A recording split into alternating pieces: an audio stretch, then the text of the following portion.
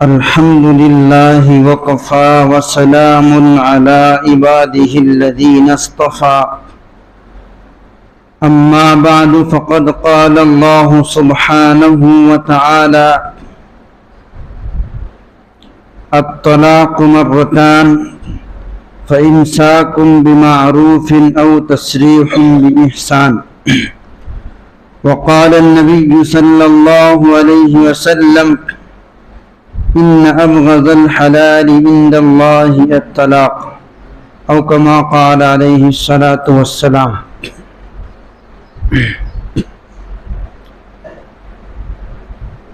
محترم و معزز بزرگوں اور دوستوں،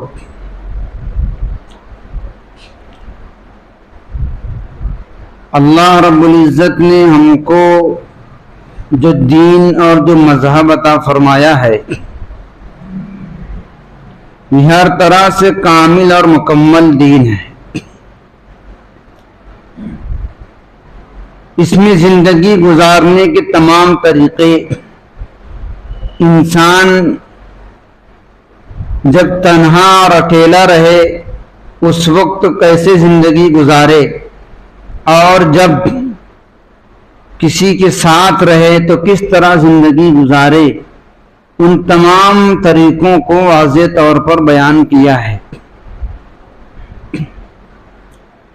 جس کو ہم لوگ یہ کہتے ہیں کہ دین کے اندر 5 شعبے ہیں۔ ان شعبوں میں ایک بہت اہم شعبہ معاملات کا ہے۔ معاملات کا مطلب ایک دوسرے کے ساتھ معاملہ کس طرح کیا جائے۔ معاملات کی چیزیں جیسے نکاح ہے، طلاق ہے، آپسی لین دین ہے، خرید و فروخت ہے، یہ تمام چیزیں معاملات کے قبیل سے ہے۔ ان معاملات کی چیزوں میں ایک چیز جس کے متعلق ہم لوگوں کو گفتگو کرنا ہے وہ ہے طلاق۔ طلاق کا لفظ ہم لوگ معاشرے کے اندر سنتے ہیں اور جانتے ہیں کہ طلاق کا مطلب کیا ہوتا ہے، لیکن عموماً لوگ طلاق دینے کے مسائل اور طلاق دینے کا طریقہ اور ان جیسی باریکیوں سے ناواقف ہوتے ہیں۔ سب سے پہلے تو ہم کو یہ جاننا چاہیے کہ شریعت نے طلاق دینے کی جو چھوٹ رکھی ہے اور طلاق کو جائز اور مباح قرار دیا ہے اس کی کیا وجہ ہے۔ اسلام کے جن احکامات پر باطل اور دشمنان اسلام اعتراض کرتے ہیں ان میں سے ایک مسئلہ طلاق بھی ہے۔ اسلام کی بہت ساری چیزوں پر لوگوں کو اعتراض ہے، ان میں سے ایک چیز اسلام کا نظام طلاق ہے۔ ان کا کہنا یہ ہے دشمنوں کا کہ طلاق ایک طرح سے عورت کے لیے ظلم ہے۔ اگر انسان اپنی بیوی کو طلاق دے دیتا ہے تو یہ اس کے اوپر ظلم ہے، اس لیے کہ اسلام نے طلاق کا اختیار مرد کو دیا ہے۔ مرد جب چاہتا ہے جیسے چاہتا ہے اپنی بیوی کو طلاق دے دیتا ہے۔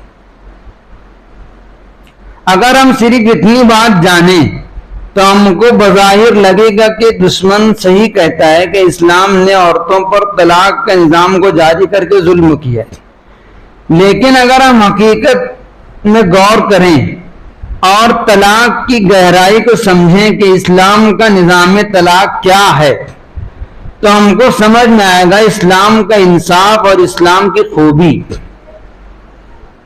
جو خوبی اسلام کے حکم میں ہے، ہمارے مذہب میں ہے، ہمارا عقیدہ اور ایمان ہے کہ وہ خوبی کسی اور مذہب میں نہیں ہے۔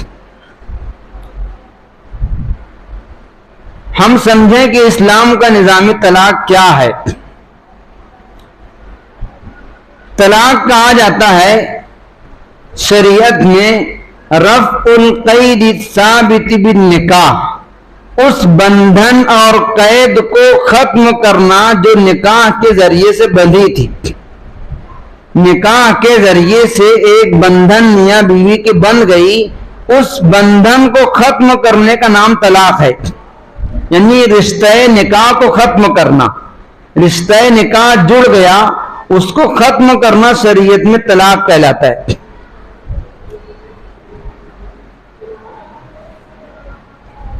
نکاح کر لینے کے بعد کبھی کبھی میاں بیوی میں ایسے واقعات پیدا ہوتے ہیں، ایسے واقعات رونما ہوتے ہیں کہ جس کی وجہ سے دونوں کا ایک ساتھ رہنا دشوار ہو جاتا ہے،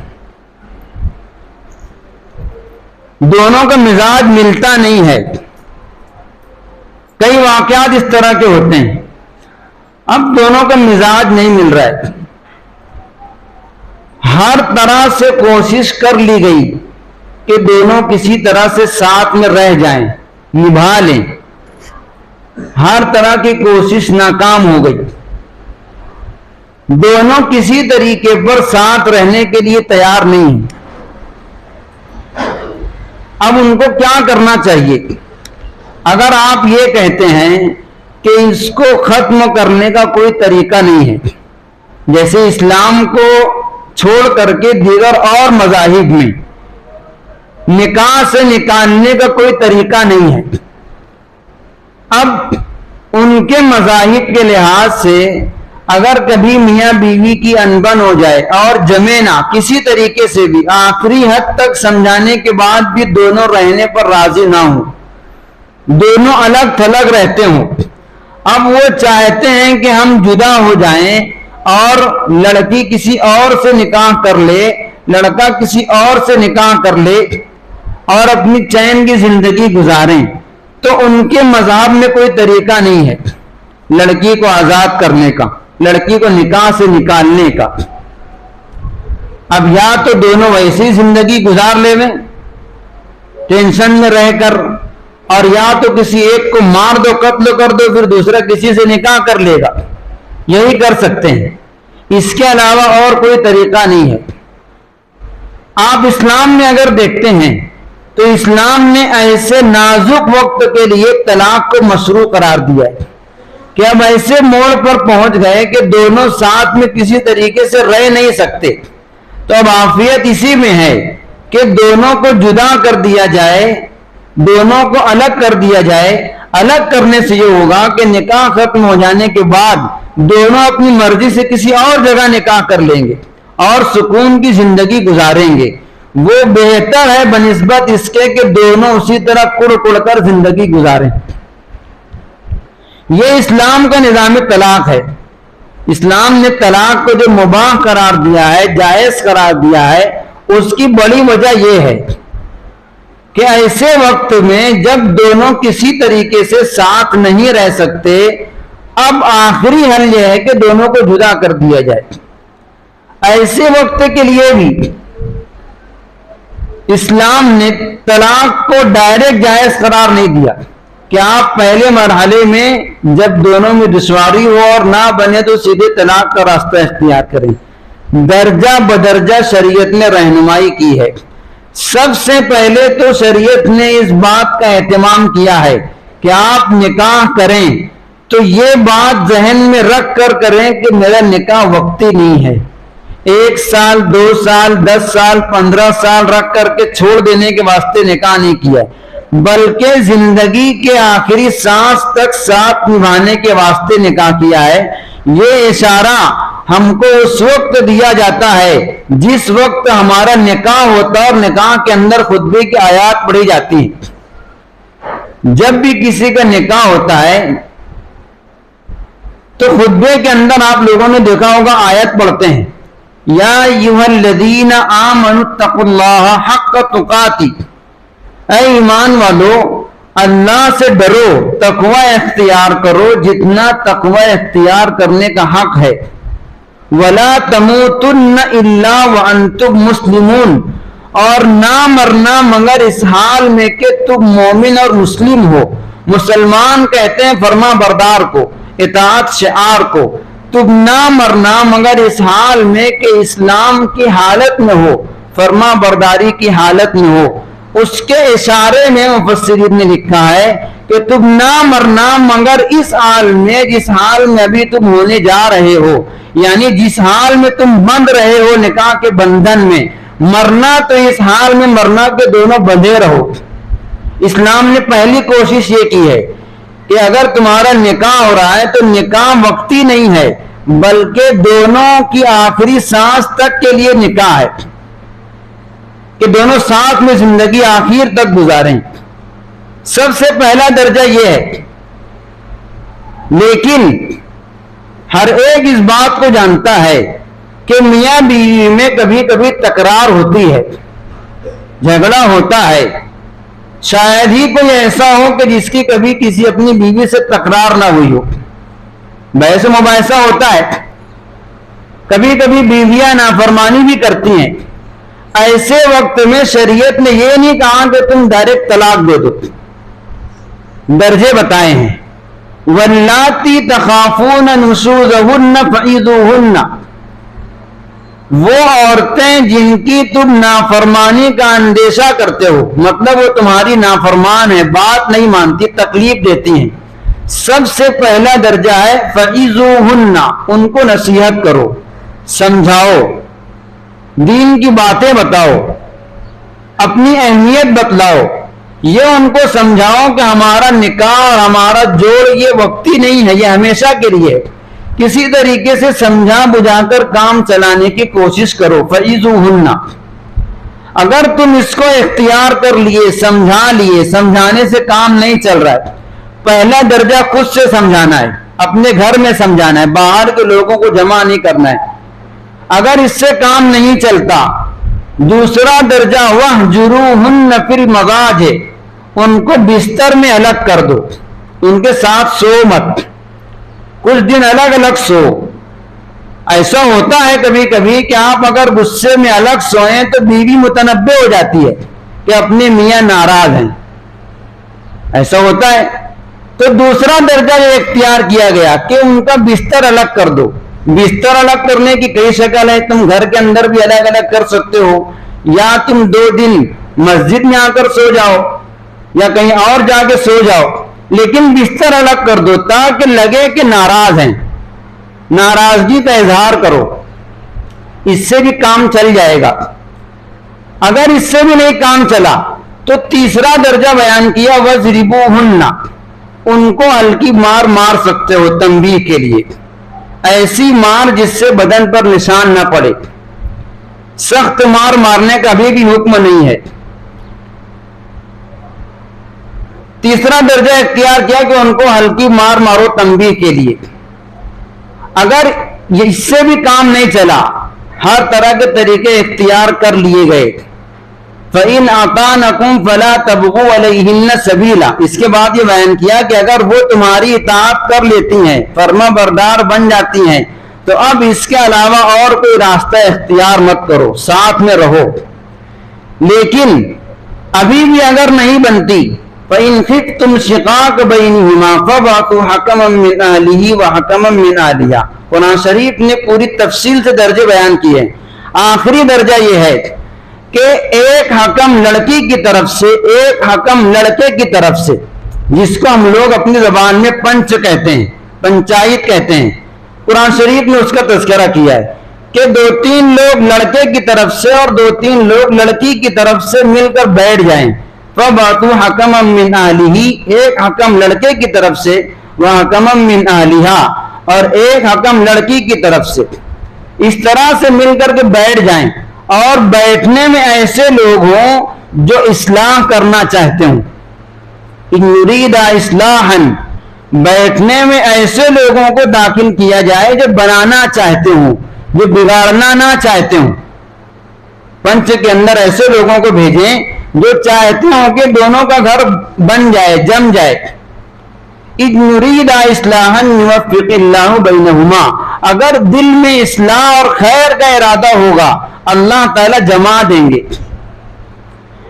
یہ درجات بیان کیے گئے طلاق دینے سے پہلے، اتنے درجات ہم لوگ اختیار کر لیے، سمجھا بھی لیے، آخر میں پنچ بھی بیٹھا لیے، لیکن اب بھی اگر دونوں رہنے کے واسطے تیار نہیں ہیں، دونوں بولتے ہیں کہ ہم لوگ نہیں رہیں گے، ہمارا جمے گا نہیں، ایسے وقت میں اگر یہ کہہ دیا جائے کہ طلاق کا کوئی نظام نہیں ہے، تم جیسے چاہو ویسے زندگی گزارو جیسے دیگر مذاہب میں ہے، تو انسان کیا کرے گا؟ یا تو ویسے ہی کہیں پر وہ لڑکی نکاح کر لے گی دوسرے کے نکاح میں رہتے ہوئے، اور یا تو کہ ویسے ہی زندگی گزاریں گے۔ ان مذاہب میں جہاں پر طلاق کا نظام نہیں ہے، اسلام نے ایسے وقت کے لیے طلاق کا نظام بنایا ہے۔ اس حیثیت سے اگر ہم طلاق کے نظام کو دیکھیں تب سمجھ میں آئے گا کہ اسلام کا نظام طلاق کوئی ظلم نہیں ہے، عین رحمت ہے ایسے وقت کے لیے کہ جب تمام راستے اختیار کر لیے جائیں سمجھانے بجھانے کے، اور پھر بھی میاں بیوی دونوں ساتھ رہنے پر آمادہ نہ ہوں، ایسے وقت میں طلاق کے سوا اور کوئی چارہ نہیں۔ پھر بھی شریعت نے یہ کہا ان ابغض الحلال عند اللہ الطلاق، حلال اور جائز چیزوں میں اللہ رب العزت کو سب سے زیادہ ناپسندیدہ چیز اگر کوئی ہے تو وہ طلاق ہے۔ یعنی حلال ہے، جائز ہے، لیکن جتنی جائز چیزیں ہیں ان میں اللہ رب العزت کو سب سے زیادہ یہ چیز ناپسندیدہ ہے، اس لیے کہ بدرجہ مجبوری اس کو اختیار کرنے کا حکم دیا گیا ہے۔ مجبوری جب آ جائے، اس کے سوا کوئی راستہ نہ ہو، تب تم اس کو اختیار کرو۔ یہ کوئی ایسی چیز نہیں ہے کہ ذرا سی غصہ آیا اور آپ طلاق کا لفظ استعمال کر لیے، ذرا سی تکرار ہوئی تو آپ طلاق کا لفظ استعمال کر لیے، ذرا سی دونوں کے اندر کچھ انبن ہوئی اور ضد ہوئی تو آپ طلاق کا لفظ استعمال کر لیے۔ یہ ہمارے معاشرے کی خرابی ہے کہ اس کو ہم لوگ بہت نارمل سمجھتے ہیں۔ شریعت نے اس کو بہت آخر درجے میں جا کر کے اس کی اجازت دی ہے کہ اب تم طلاق کا راستہ اختیار کر سکتے ہو، جب تم نے اتنے تمام طریقے اختیار کر لیے اور اب بھی بات بننے والی نہیں ہے۔ ایسے وقت میں شریعت نے کہا ہے کہ تم طلاق کے حکم کو استعمال کرو، اور شریعت نے اس کا طریقہ بتلایا ہے کہ تم کس طریقے سے اپنی بیوی کو اپنے نکاح سے جدا کر سکتے ہو۔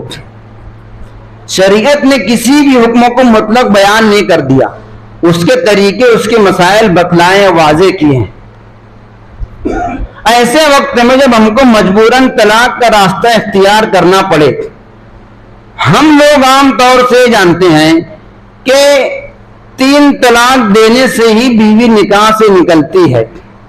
عام طور سے جو لوگوں کے علم میں ہے وہ یہی ہے کہ 3 طلاق جب تک نہیں بولیں گے تب تک ہماری بیوی کا رشتہ ہم سے ختم نہیں ہوگا اور دونوں کا نکاح ختم نہیں ہوگا، باقی رہے گا۔ یہ ہم لوگوں کی غلط فہمی ہے اور لا علمی ہے، ہم لوگوں کو اس بارے میں حقیقت کا علم نہیں ہے۔ طلاق دینے کے شریعت نے طریقے بیان کیے ہیں۔ طلاق کی 3 قسمیں ہیں، طلاق رجعی، طلاق بائن اور طلاق مغلظہ۔ یہ سب الفاظ آپ لوگ کے لیے بالکل نئے ہوں گے، اس لیے کہ ہم نے کبھی طلاق کے مسائل سنے ہی نہیں۔ سب سے پہلے طلاق رجعی ہے، الطلاق مرتان۔ قرآن شریف کہتا ہے طلاق مرتان۔ اگر تم کو کبھی طلاق دینے کی نوبت آ جائے اس درجے میں تو طلاق دینے کا احسن اور بہتر طریقہ یہ ہے کہ تم اپنی بیوی کو 1 طلاق دو۔ 1 طلاق دو ایسے وقت میں کہ بیوی پاکی کے ایام میں ہو۔ عورتیں 2 ایام سے گزرتی ہیں، کبھی ان کو پاکی کے ایام رہتے ہیں اور کبھی ناپاکی کے ایام رہتے ہیں، یہ ہم سب جانتے ہیں۔ تو طلاق دینے کا وقت شریعت نے بیان کیا فَطَلِّقُوهُنَّ لِعِدَّتِهِنَّ، ان کو طلاق دو طلاق کے وقت میں۔ طلاق کا وقت یہی ہے پاکی کے ایام، اور پاکی کے ایام میں دوسری چیز ہم بستری کیے بغیر ایسے پاکی کے ایام میں جس میں ہم نے اپنی بیوی سے ہم بستری نہ کی ہو اس کو ایک طلاق دینا ہے لفظ طلاق کے ذریعے سے. طلاق کا جو لفظ ہے یہ طلاق ہی کے لیے ہے, بیوی کو نکاح سے نکالنے کے لیے. تو دو چیزیں ہیں, ایک تو پاکی کے ایام ہو, ناپاکی کے ایام میں طلاق دینا ناجائز ہے, بڑا گناہ ہے, گناہ کبیرہ ہے. جس وقت عورتیں ماہواری سے گزر رہی ہوتی ہیں اس وقت ہم طلاق نہیں دے سکتے, پاکی کے ایام ہو. دوسرے, پاکی کے ایام میں بھی اس سے ہم بستری کیے بغیر طلاق دے, اگر ہم بستر ہو گئے اس کے بعد طلاق دیتے ہیں وہ بھی ناجائز ہے. اس کی وجہ یہ ہے کہ ہم بستر ہونے کے بعد اگر طلاق دیتے ہیں, اب طلاق دے دیے, طلاق دینے کے بعد کیا ہوتا ہے, عورتوں کو عدت گزارنا ہے. عدت گزارنے کے لیے اگر اس کا رحم خالی ہے, رحم سے مراد عورت حمل سے نہیں ہے, تو اس کی عدت 3 حیض تک ہوتی ہے. جب اس کو 3 مہینہ آ جائے گا, جو عورتوں کو مہینہ اور ماہواری آتی ہے, جب 3 طلاق دینے کے بعد سے 3 حیض مکمل ہوگا وہاں پر اس کی عدت مکمل ہو جائے گی. اب اگر آپ نے ہم بستر ہونے کے بعد طلاق دی تو اب کیا ہوگا, اگر اس سے نطفہ استقرار حمل ہو گیا, حمل ٹھہر گیا, تو اب وہ 9 مہینے تک کے عدت میں رہے گی, اس کی عدت لمبی ہو جائے گی. اور عدت لمبی ہونے سے اس کے پابندیاں ہوتی ہیں, ان کو دشواری ہوگی. شریعت نے یہ اہتمام کیا ہے کہ عدت لمبی نہ ہو. تو تم ایسے ایام میں جب پاکی کے ایام ہو, ہم بستری نہ کیے ہو, اس وقت ان کو ایک طلاق دو لفظ طلاق کے ذریعے سے. اور اگر ہم بستر ہو گئے تو اگلے پاکی کے ایام آنے کا انتظار کرو, جب 1 مہینہ آ جائے گا پاکی کے ایام آئیں گے اس وقت طلاق دینا.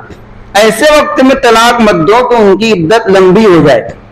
اب آپ ایک طلاق دے دیے, یہ ایک طلاق آپ کے لیے کافی ہے. اب ایک طلاق دینے کے بعد کیا ہوگا, عورت کی عدت کے ایام شروع ہوں گے, وہ عدت گزارے گی. عدت ہم لوگ عام طور سے سمجھتے ہیں کہ 3 مہینہ 13 دن یا 3 مہینہ 10 دن, یہ صحیح نہیں ہے. عام طور پر لوگ یہی جانتے ہیں, جب عدت کو پوچھنے کے واسطے آتے ہیں تو بولتے ہیں کہ 3 مہینہ 13 دن. یہ جہالت ہے, یہ صحیح نہیں ہے. عدت کے دن متعین نہیں ہے, عدت کے لیے 3 ماہواری آنے تک ہے. اب ہر عورت کی عادت الگ الگ رہتی ہے, کسی کو 3 ہے 3 مہینے میں آئے گا, کسی کو 4 مہینے میں آئے گا, کسی کو 5 مہینے میں آئے گا, کسی کو 2 ہی مہینے میں آ جائے گا. طلاق جب دے دیا اس کے بعد سے 3 حیض مکمل ہونے تک کی اس کی عدت ہے. جب تیسرا حیض مکمل ہو کر وہ پاک ہو جائے گی تب اس کی عدت مکمل ہوگی. اب ایک طلاق دیا آپ نے, وہ طلاق رجعی ہے. رجعی کا مطلب ہوتا ہے جس میں لوٹانے کا اختیار ہو. رجع کے معنی ہے لوٹنا. طلاق رجعی مطلب ایسی طلاق جس میں آپ کو طلاق دینے کے بعد بھی دوبارہ واپس لینے کا چانس رہتا ہے, واپس لینے کا اختیار رہتا ہے. ایک طلاق رجعی دی, ابھی آپ کا نکاح فوراً ختم نہیں ہوا ہے, ابھی بیوی عدت میں رہے گی. عدت ختم ہونے سے پہلے تک آپ کا نکاح باقی ہے. طلاق رجعی جب آپ دیں گے ایک طلاق تو عدت ختم ہونے سے پہلے تک نکاح باقی رہے گا. ان ایام میں اگر دونوں کو پچھتاوا ہو جائے, دونوں پھر سے رہنے پر راضی ہو جائیں تو دوبارہ پھر سے ساتھ میں رہ سکتے ہیں بغیر نکاح کے. آپ یہ سمجھ رہے ہیں, ایک طلاق دیا طلاق رجعی, ابھی بیوی عدت میں ہے, عدت کے ایام پورے ہونے سے پہلے اگر دونوں پھر سے ساتھ میں رہنا چاہتے ہوں تو دونوں کو بغیر نکاح کے رجوع کرنے کا اختیار ہے. رجوع کا مطلب لوٹنا, اپنی بات واپس لینا. تو اگر وہ دونوں پچھتا گئے اور ان کو ساتھ میں رہنے پر دونوں رضامند ہو گئے تب اس کا طریقہ یہ ہے کہ رجوع کر لیں. رجوع کا مطلب یہ ہے کہ اپنی بات واپس لے لیں. شوہر کہہ دے کہ میں اپنی بات جو میں نے طلاق دی تھی اس سے رجوع کرتا ہوں, میں تم کو نکاح کے اندر باقی رکھنا چاہتا ہوں. یہ رجوع لفظ کے ذریعے ہوگا, قول کے ذریعے. اس کو کہتے ہیں رجوع قولی, یعنی بولنے کے ذریعے رجوع کیا. اور ایک ہوتا ہے رجوع فعلی, فعل سے رجوع کرنا, کام کے ذریعے. آپ نے ہم بستری کر لی یا اس کے لوازمات میں سے جو بھی ہوتا آپ نے کچھ کر لیا تو خود بخود رجوع ہو جائے گا. عدت سے پہلے پہلے آپ اسی نکاح کے ذریعے سے رجوع کر سکتے ہیں. یہ ایک طلاق دینے کا فائدہ ہے.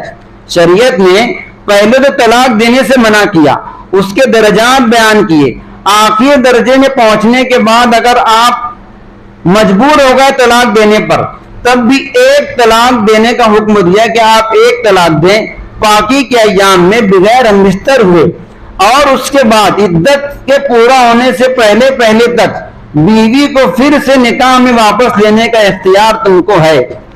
اگر عدت کے اندر رجوع نہیں کیے, اپنی حال پر دونوں باقی رہے, جیسے ہی عدت کے ایام ختم ہوں گے اس وقت دونوں کا نکاح ختم ہو جائے گا.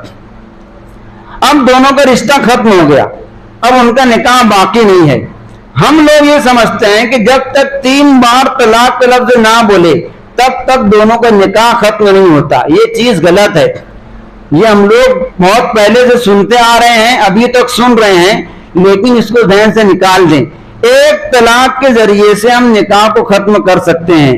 ایک طلاق دیں, طلاق دے کر کے بیوی کو اپنے حال پر چھوڑ دیں, عدت کے ایام گزارے گی, عدت کے ایام میں آپ رجوع بھی کر سکتے ہیں, اور جیسے ہی عدت کے ایام ختم ہوں گے 3 حیض مکمل ہوگا, وہیں پر اس کی عدت ختم ہو جائے گی اور اب نکاح ختم ہو جائے گا. اب وہ لڑکی جہاں چاہے کسی اور سے نکاح کر سکتی ہے. ایک طلاق دینے کا فائدہ یہ ہوا کہ عدت کے اندر آپ رجوع بھی کر سکتے ہیں. عدت پوری ہونے کے بعد نکاح ختم ہو گیا, اس کے بعد کبھی بھی اگر آپ پھر سے اسی لڑکی سے نکاح کرنا چاہیں تو صرف نکاح کے ذریعے سے اس کو اپنی زندگی میں واپس لا سکتے ہیں. کسی اور چیز کی ضرورت نہیں ہے. صرف آپ نکاح جدید کر لیں, پھر سے نیا نکاح کر لیں, اور وہ آپ کا نکاح ہو جائے گا. یہ شریعت میں طریقہ بتلایا ہے. اب ہم لوگوں نے شریعت کے بتائے ہوئے اس بہتر طریقے کو چھوڑ کر 3 طلاق کا راستہ اختیار کیا ہے. پھر اس سے ہم کو پریشانی ہوتی ہے کہ پھر ہم کو کسی اور سے نکاح کروانا, پھر اس کو طلاق دلوا کر پھر سے نکاح میں لانا. یہ سب تکالیف اور جھنجھٹ اور ہمارے اوپر الزامات جو ہیں وہ اس وجہ سے ہیں کہ ہم نے شریعت کے بتلائے ہوئے طریقے پر عمل نہیں کیا, اور عمل نہ کرنے کی وجہ یہ ہم کو معلوم نہیں ہے. ہم نکاح کرتے ہیں, نکاح ہماری پوری زندگی کے لیے ہوتا ہے. ہم پر لازم اور ضروری ہے کہ نکاح کرنے سے پہلے مکمل مسائل نکاح اور طلاق کے مسائل یہ ہم کو معلوم ہونا چاہیے. جب شریعت نے ہم کو بتلائے ہیں تو ہمارے علم میں ہونا چاہیے. جب ہم کو اس بات کا علم ہی نہیں ہے کہ ایک طلاق کے ذریعے سے نکاح ختم ہوتا ہے, اور اس میں فائدہ یہ ہے کہ زندگی میں کبھی بھی اگر پھر سے دونوں ساتھ رہنا چاہیں تو صرف دوسرا نکاح کر کے ساتھ میں رہ سکتے ہیں. تو جب ہم کو معلوم رہے گا تو ہم 3 طلاق کیوں اختیار کریں گے؟ اس لیے جو لوگ پنچایتوں کے اندر بیٹھتے ہیں, لوگوں کے مسائل حل کرتے ہیں, خاص طور سے وہ لوگ یہ ذہن میں رکھیں کہ اگر کبھی نوبت آتی ہے طلاق دلوانے کی اور میاں بیوی کو علیحدہ کرنے کی, تو سب سے بہتر طریقہ یہ ہے کہ ایک طلاق دلوائی جائے. ایک طلاق دلوا کر کے اس کو اپنے حال پر چھوڑ دیں. عدت گزرتے ہی نکاح ختم ہو جائے گا, نکاح ٹوٹ جائے گا, اور اس کے بعد وہ جہاں چاہیں اپنی مرضی سے نکاح کر سکتے ہیں. دوبارہ اگر اسی شوہر سے اور دونوں آپس میں نکاح کرنا چاہیں تو دوسرا نکاح کر کے ساتھ میں رہ سکتے ہیں. یہ ہے طلاق رجعی. 2 طلاق دینے تک طلاق رجعی رہتی ہے. 1 دیا تو بھی رجعی ہے, 2 طلاق دیا تو بھی رجعی ہے. اس کے علاوہ طلاق کی 2 قسمیں اور ہیں, طلاق بائن, طلاق مغلظہ, اور اس کے علاوہ اور کئی مسائل ہیں جو انشاءاللہ آئندہ ہفتے بیان کی جائیں گے. وآخر دعوانا الحمدللہ رب العالمین.